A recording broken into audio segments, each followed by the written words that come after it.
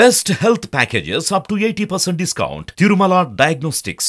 నమస్కారం, నేను మీ జాహ్నవి. మనతో ఉన్నారు ప్రముఖ జ్యోతిష్య వాస్తు పండితులు, ప్రముఖ ఆధ్యాత్మికవేత్త, జ్యోతిష్య వాస్తు శిక్షణ నిపుణులు, లలిత ఉపాసకులు, బ్రహ్మశ్రీ నానాజీ పట్నాయక్ గురువు గారు. సూక్ష్మంలో మోక్షం ఈ ప్రత్యేక కార్యక్రమం ద్వారా మనకున్నటువంటి ప్రతి సమస్యకి ఎంతో చక్కటి సొల్యూషన్స్ గురువు గారు అందిస్తూ ఉన్నారు కదా. మరి ఈ రోజు కూడా ఒక చక్కటి ప్రశ్నని గురువు గారి మాటలు అడిగి తెలుసుకుందాం. నమస్కారం గురువు గారు. శ్రీమాత్రే నమః. గురుగారు, ఇప్పుడు మళ్ళీ ఏకాదశి వస్తుంది. సో ప్రతి ఏకాదశి చాలా ప్రత్యేకమైనది. సో మరి ఈ ఏకాదశి స్పెషాలిటీ ఏంటి? ఇది సఫల ఏకాదశి అంటారమ్మా. ఎందుకు సఫల ఏకాదశి అంటే మనం చేసేటువంటి పని ఏదైతే ఉంటుందో అది సఫలం అవ్వడానికి ఆ యొక్క మహావిష్ణువుని ప్రార్థించడం ద్వారా సఫలమవుతుంది. ఎందుకు అనాలి ఈ ఏకాదశిని సఫల ఏకాదశి అంటే, ఎప్పుడైనా మీరు గమనించండి, రవిచంద్రులు ఉన్నటువంటి డిస్టెన్స్ని బట్టి మనకు తిథులు ఏర్పడుతూ ఉంటాయి. రవి నుంచి చంద్రుడు ఎంత దూరంలో ఉన్నాడు దీన్ని బట్టి. ఎప్పుడు కూడా ఏకాదశికి మీకు 5వ స్థానంలో కానీ 11వ స్థానంలో కానీ రవిచంద్రులు సంబంధం ఉంటుంది. రవి నుంచి చంద్రుడు, చంద్రుడి నుంచి రవి. అందుకే మనకి ఏకాదశి నాడు ఉపవాసం ఉండాలి అంటారు. చాలామంది గురువులు ఉపవాసం అంటే కేవలం తినకుండా ఉండడం కాదు, దేవుడికి దగ్గరగా ఉండడం అని చెప్తుంటారు. అది తప్పేం కాదు. కానీ ఉపవాసము అంటే 8 యామములు, అంటే ఒక యామం ఈజ్ ఈక్వల్ టు 3 hours.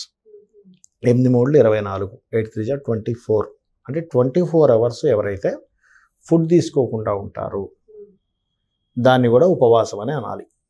అది శాస్త్రంలో ఉన్నటువంటిది, ఉన్నటువంటి విషయం నేను చెప్తుంది. అంటే ఇక్కడ ఏంటంటే ఒకటి గుర్తుపెట్టుకోండి, ఇది ఎవరెవరికి ఫుడ్ ఆపడం అనేటువంటిది చిన్నపిల్లలకు కాదు, ఇది ఏజ్డ్ పర్సన్స్కి కూడా కాదు. ఒక 60-70 years దాటారు బాగా, అటువంటి వారికి కాదు. రోగగ్రస్తులకు కాదు. అంటే రోగగ్రస్తులు తినొచ్చు, తప్పులేదు. చిన్నపిల్లలు తినొచ్చు, బాగా ఏజ్డ్ పర్సన్స్ తినొచ్చు. వీళ్ళు కాకుండా ఒక యంగ్లో ఉన్నాం, ఒక 15 years నుంచి ఒక 40, 45, 50 వరకు కొంచెం బాగానే ఉంటుంది, శరీరం సహకరిస్తుంది. మీకు శరీరం సహకరిస్తున్నా, మీరు మంచి ఆరోగ్యంగా ఉన్నా, ఖచ్చితంగా ఇంకా మీ ఆరోగ్యాన్ని పెంచుకోవడానికి ఉపవాసం ఉండవలసిందే. ఉంటూ మీరు చేసే ప్రతి పని కూడా ఆ మహావిష్ణువుకి సమర్పిస్తూ ఉన్నట్లయితే ఈ సఫల ఏకాదశికి ఉన్నటువంటి ప్రత్యేకత ఏమిటి అంటే, చూడండి, చాలామంది మాకు ఎంతో ప్రయత్నం చేస్తున్నాము కానీ వివాహము అవ్వటం లేదు అని కొంతమంది అంటూ ఉంటారు. ఎన్నో ప్రయత్నాలు చేస్తున్నామండి, అసలు ఆ సంబంధం చూసాం, ఈ సంబంధం చూసాం, అవ్వట్లేదని బాధపడుతూ ఉంటారు. అయితే ఇక్కడ ఒక విషయం గుర్తుపెట్టుకోవాలి, ఎప్పుడైనా ఎవరైనా సరే వివాహ సంబంధించిన విషయాలు ప్రయత్నం చేస్తున్నారు అనుకోండి, ఆ అబ్బాయి కావచ్చు, అమ్మాయి కావచ్చు, వారి జన్మజాతక చక్రంలో వివాహం అయ్యే గడియలు నడుస్తుంటాయి. ఒక్కోసారి నడవు. అది చాలామందికి తెలియదు. తెలియక ఇది ఎలా ఉంటుందంటే, మనకు చూడండి, సూర్యోదయం ఉదయం 6:30కి 6:40కి ఇప్పుడు అవుతుంది ఆల్మోస్ట్. నేను అర్ధరాత్రి 1 గంటకు 2 గంటలకు నిద్ర లేచి తూర్పు వైపు ఉన్నటువంటి ద్వారాన్ని తెరిచి అయ్యో సూర్యోదయం రాలేదని బాధపడ్డాలని ఏమైనా అర్థం ఉందా? అజ్ఞానం అంటారు దాన్ని. 1 గంటకు ఒకసారి, 2కి, 3కి, 4కి, 5కి 5-6 ప్రయత్నాలు చేశాను, సూర్యుడు రాలేదు. అయ్యో ఏంటి నా కర్మ బాగాలేదేమో అనుకుంటే, నా టైం బాగాలేదు అందుకే నాకు సూర్యుడు కనబడలేదు అనుకుంటే ఏమైనా అర్థం ఉందా? దేవుడు లేడు అందుకే నాకు సూర్యుడు కనబడలేదు అనుకుంటే, దేవుడు ఉంటే కనబడాలి కదండి. 1 గంటకు తెలిసినప్పుడు నేను మహాభక్తుడిని అనుకుంటే, నేను పూజ చేసేసాను సార్, నేను అంతా పూజ చేశాను, పెద్ద పూజ హోమం చేశాను, నేను 1 గంటకు తలుపు తెరిచా అర్ధరాత్రి, నాకు సూర్యుడు కనబడాలని అని అనుకుంటే అది అర్థం లేని విషయం కదా. అలాగే చాలామంది చేసే మిస్టేక్స్ ఏంటంటే, ఒక పూజ చేస్తారు, ఆ పూజ దానికి సంబంధించిందో లేదో కూడా తెలియదు. వివాహం అవ్వాలి అంటే సీతారాముల కళ్యాణ సర్గపారాయణం చేయాలి. సో ఇక్కడ ఏంటంటే, మనము పాయింట్ నెంబర్ 1, అసలు మనకి ఏ సమయం నడుస్తుంది అంటే 3 నుంచి 5 సార్లు వస్తుందమ్మా ప్రతి వ్యక్తికి వివాహ సమయం. 3 సార్లు నుంచి 5 సార్లు ఉంటుంది. కొంతమందికి వివాహ బలం ఎక్కువగా ఉండదు, కేవలం 1-2 టైమ్సే వస్తుంది, చాలా రేర్గా ఉంటుంది ఆ కేసెస్. మరికొంతమందికి వివాహం చేసుకోకూడని సమయాలు, వివాహం ఆగుతున్న సమయాలు ఉంటాయి, ఆ సమయంలో ప్రయత్నం చేస్తూ ఉంటారు, అప్పుడు అవ్వదు. అలాంటి సమయాల్లో ఈ సఫల ఏకాదశి ఎప్పుడైతే వస్తుందో, పర్టికులర్గా ఈ సఫల ఏకాదశికి ఉన్నటువంటి ప్రాముఖ్యత ఏమిటి అంటే, వివాహ సంబంధించిన దోషం మీ జన్మజాతకంలో ఏదైతే ఉందో ఆ దోషాన్ని తొలగించేటువంటి శక్తి ఉన్నటువంటిది సఫల ఏకాదశి.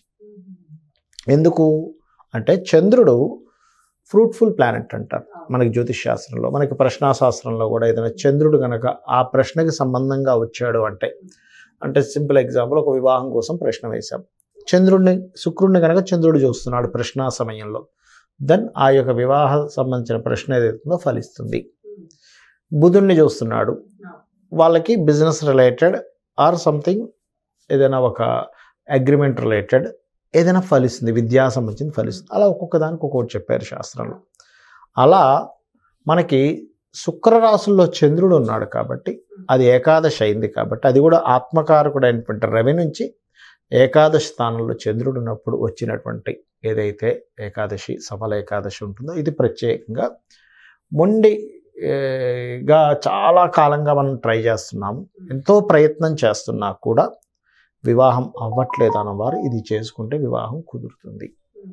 అయితే దీనికి ఎట్లాగా మనం బోల్డ్ అన్ని కండిషన్స్ మైండ్లో పెట్టేసుకుని, బోల్డ్ అన్ని ఏమంటారు కామ్యాలు పెట్టేసుకొని వివాహం కోసం వెతుకుతుంటే కుదరదు అంటాను నేను. ఎలా అంటే ఆ అబ్బాయి బాగా చదివేసుకోవాలి, బాగా డబ్బులు ఉండాలి, బాగా సంపాదించేసేయాలి, అంత సంపాదిస్తున్నా నా పక్కనే ఉండాలి.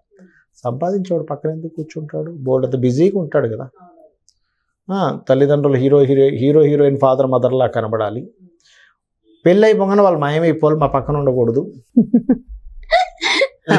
ఇవాళ రేపు కొంతమంది అందరికీ ఉన్నాయని అనట్లేదు. ఇలా పెళ్ళి అయిపోగానే మేము వేరుగా ఉండేటట్టయితే పెళ్లి చేసుకుంటా అనే కేసెస్ నేను చూశానమ్మా. మొన్న దీనికి విరుద్ధంగా కూడా ఒక కేసు చూసా. అదేంటంటే ఆ అమ్మాయి వాళ్ళు పర్టికులర్ ఒకటే మాట చెప్పారు అబ్బాయి వాళ్ళకి, మీరందరూ కలిసి ఉంటామంటేనే మా అమ్మాయిని మీకు ఇస్తాము అని ఒక కేసు చూసా మా చుట్టాల్లో. అసలు చూసి నిజంగా ఆనందం వేసింది. అరే ఏమిటి ఇట్లాంటి తల్లిదండ్రులు, నిజంగా గ్రేట్ కదా తల్లిదండ్రులు. వాళ్ళందరూ కావాలనుకుంటున్నారు ఈ రోజుల్లో, అలా ఉండడం మరి అది చాలా రేర్ అసలు. అలాంటి కేసెస్ కూడా చూసారు. అంటే ఏమిటి, మీరు ఎక్కువ ఆప్షన్స్ పెట్టేసుకుంటే మీకు దొరికే ఛాన్సెస్ తగ్గిపోతాయి. చాలామందికి ఇవాళ రేపు వాళ్ళ జన్మజాతకంలో బలం లేకపోవడము, లేకపోతే వాళ్ళకి గోచారం రాకపోవడమో కంటే కూడా వీళ్ళు పెట్టుకున్న ఆప్షన్స్ ఎక్కువైపోయాయి. ఇదే చదవాలి, నేను డాక్టర్నే చేసుకుంటా అంటారు కొంతమంది, నేను ఇంజనీర్నే చేసుకుంటా అంటారు, సాఫ్ట్వేర్నే. తగ్గిపోయింది కదమ్మా మీకు ఆప్షన్స్. సరే ఇది పక్కకు పెడితే అబ్బాయి గారు అమ్మాయి గారు ఎత్తుగా ఉండాలి, తెల్లగా ఉండాలి, హీరోయిన్ అందరూ హీరోయిన్ లాగా ఎలా ఉంటారు. జన్మజాతకంలో 7th లార్డ్ కనుక బ్యూటీని ఇచ్చే ప్లాంట్స్తో కలిస్తే అందమైన వాళ్ళు వస్తారు ఆటోమేటిక్గా. వాళ్ళు బాహ్యంగా అందంగా లేకపోయినా అంతర్గతంగా బోల్డ్ అంత సౌందర్యం ఉంటుంది వాళ్ళకి. అంటే గ్రహాలను బట్టి కూడా ఉంటుంది. అయ్యో మీరు ఎందుకు జాతక చక్రం ఇస్తే చక్రాన్ని చూసి అయ్యా మీ జీవిత భాగస్వామి ఇలా ఉంటారు అంటే, ఐ మీన్ వాళ్ళు మొండిగా ఉంటారా, బద్ధకంగా ఉంటారా, తెలివిగా ఉంటారా, అందంగా ఉంటారా, వాళ్ళకి కళల మీద ఆసక్తి ఉంటుందా అనేది చాలా స్పష్టంగా చెప్పొచ్చు. అదేం పెద్ద విషయంగా జ్యోతిషాస్త్రంలో ఉంటుంది అది. Because of 7th house signifies వాళ్ళ యొక్క జీవిత భాగస్వామి. ఆ లార్డ్ వెళ్ళి ఎవరితో కలిసి ఉన్నాడో ఎక్కడున్నాడో దాన్ని బట్టి వాళ్ళ గుణగణాలు వాళ్ళ యొక్క తత్వం వస్తుంది. ఇక్కడ నేనేమంటానంటే మీరు ఓల్డ్ అండ్ ఆప్షన్స్ పెట్టుకుని వెతక్కండి, ఆప్షన్స్ తగ్గించుకోండి, అమ్మవారిని నమ్ముకోండి. మంచి కుటుంబం అయితే చాలనుకోండి, అమ్మాయి చక్కగా సాంప్రదాయంగా ఉంటే చాలనుకోండి, చాలు. ఇంతవరకు మీరు అమ్మాయి సంపాదించేసేయాలి, లేకపోతే అబ్బాయి విపరీతంగా సంపాదించాలి, లేకపోతే అబ్బాయి ఇలా ఉండాలి అలా ఉండాలి అనుకుంటే సంబంధాలు కుదరవు. అంటే ఏమైపోతుందంటే అమ్మ ఇన్ని ఆప్షన్స్ పెట్టుకున్నప్పుడు ఏమవుతుంటే ఒక స్టేజ్కి వచ్చి మీరు కాంప్రమైజ్ అవ్వాల్సి వస్తుంది. ఏదో ఒకటి కానివ్వండి అంటారు. నేను చాలామందిని చూసి అలాంటి వాళ్ళని, అయ్యో ఫస్ట్లోనేమో 25 వయసులో ఉన్నప్పుడేమో అసలు అదొద్దు ఇదొద్దు రిజెక్ట్ చేసుకోవడం, 40 ఏళ్ళు వచ్చేదాకా వివాహం అవ్వకపోవడం, 40 ఏళ్ళు వచ్చాక ఎవరో ఒకరిని ఏంటో అయినంటే ఎవడు రాకపోవడం, ఎవరో ఒకరు స్త్రీ అయితే చాలనుకున్న స్టేజ్కి వచ్చేసారు, ఎవరో ఒకరు పురుషుడు అయితే చాలనుకున్న స్టేజ్కి వచ్చేసారు. అప్పుడు వీళ్ళకి 40 years వచ్చేసాక 40-45 వచ్చేసాక ఇప్పుడు ఇంకా కష్టమవుతుంది కదమ్మా. అప్పుడు ఆల్రెడీ వాళ్ళు సెకండ్ మ్యారేజ్ వాళ్ళని చేసుకోవాల్సిన పరిస్థితి రావడం అదేం తప్పనట్లేదు నేను. వాళ్ళ మైండ్ సెట్ వీళ్ళ మైండ్ సెట్ సెట్ అవ్వాలి. ఓవర్ మెచ్యూరిటీ అయిపోతే కూడా కష్టమే, ఎక్కువ మెచ్యూరిటీ అయితే కూడా కష్టమే. ఒక పట్టాన క్యాలిక్యులేషన్స్ పెరిగిపోతాయి. ఒకసారి అమాయకత్వం కూడా కావాలి. మంచి మాట చెప్పారు. ఎందుకంటే ఒక ఓవర్ అయిపోతే కూడా ఏమవుతుందంటే క్యాలిక్యులేషన్స్ ఎక్కువ అయిపోతే కూడా కష్టమే. ఎటువంటి క్యాలిక్యులేషన్స్ లేకైనా దిగాలి, లేకపోతే లిమిట్లో ఉండాలి. కానీ ఓవర్ అయిపోతే 10 లెక్కలు వేసుకునేది ముందుకు వేయలేరు. కాబట్టి ఈ ఏకాదశికి ఆ పురుషుడు కావచ్చు స్త్రీ కావచ్చు ఈ పూజ చేయడం అంటే అలాగా మహావిష్ణువుని అర్చించడం, లక్ష్మీదేవిని అర్చించడం, ఆ ప్రసాదం ఆ రోజు ఉపవాసం ఉండడం, ప్రతి పని చేస్తున్న ప్రతి పని కూడా మహావిష్ణువుకి సమర్పిస్తున్నట్టుగా పూజ మనసులో అనుకుంటూ ఉండడం, తలుచుకుంటూ ఉండడం, పూజ చేయడం చేయాలి. ఈ సంకల్పం చెప్పుకోవాలి, స్వామి నేను నిన్ను నమ్ముకున్నాను, నాకు ఒక మంచి సంబంధం కుదిరేలా చూడు. దీంతోపాటు సహజంగా వివాహం అవ్వడానికి కామేశబద్ధ మాంగళ్య సూత్ర శోభిత కందరాయ నమః అనే నామస్మరణ గనక చేస్తే, ఇది ఎన్నిసార్లు చేయాలి ఏంటని అడుగుతుంటారు. రోజు చేయాలని చెప్తాను. ఎందుకంటే మీ కర్మ ఎంత ఉంది అనేటువంటిది మీకు తెలియదు, మనం లెక్క కట్టలేము. ఎన్నో జన్మలు మనం ఎత్తాం, అన్ని జన్మల నుంచి వస్తున్నటువంటి ఆ యొక్క ఇది కర్మ మీరు క్యారీ చేసుకుంటూ వచ్చారు. అది మీరు ఎంత సాధన చేస్తే అంత క్లియర్ అవుతుందమ్మా. అది సో నిజంగా అంటే చాలా మంది పెళ్లి కోసం ఎదురు చూస్తున్న వారు, పెళ్లి ద్వారా ఇబ్బందులు పడుతున్న వారికి చాలా మంచి విషయం. పెళ్లి మీకు ఏదైనా ఒక కోరిక ఉంటే ఆ కోరిక నెరవేరడం కామ్యం సిద్ధిస్తుంది. దీనివల్ల సామాజికమైనటువంటి ఇబ్బందులు ఏమంటే క్లియర్ అవ్వడం. ఒకవేళ వివాహం అయింది, వివాహం అయ్యే కొంతమందికి ఇబ్బంది ఉంటుంది, వారికి కూడా క్లియర్ అవుతుంది సమస్య అనేటువంటి. చాలా చాలా చాలా మంచి రెమెడీ ఎక్స్ప్లెయిన్ చేశారు గురుగారు. Thank you so much.